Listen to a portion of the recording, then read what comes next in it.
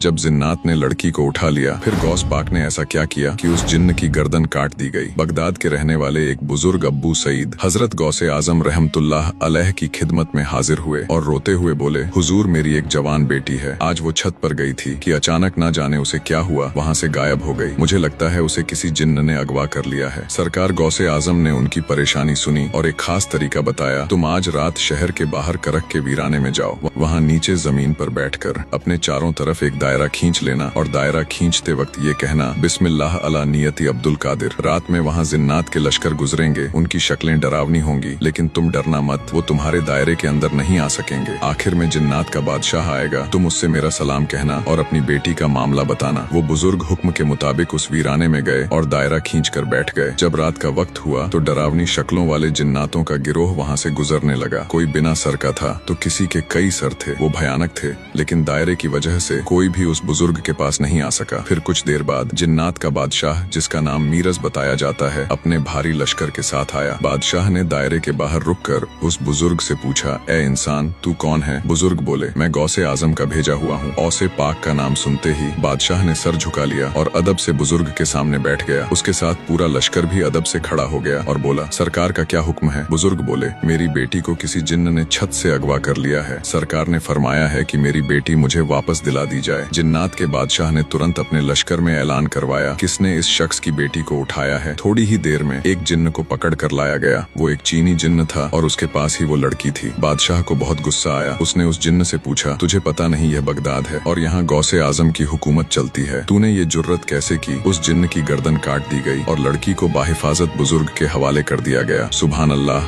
गौसे आजम का वो मर्तबा है जहाँ जिन्नात भी थर थर कांपते हैं। दोस्तों, अगर आप भी गौसे आजम के सच्चे दीवाने हैं तो दिल से लिखिए, या गौसे आजम।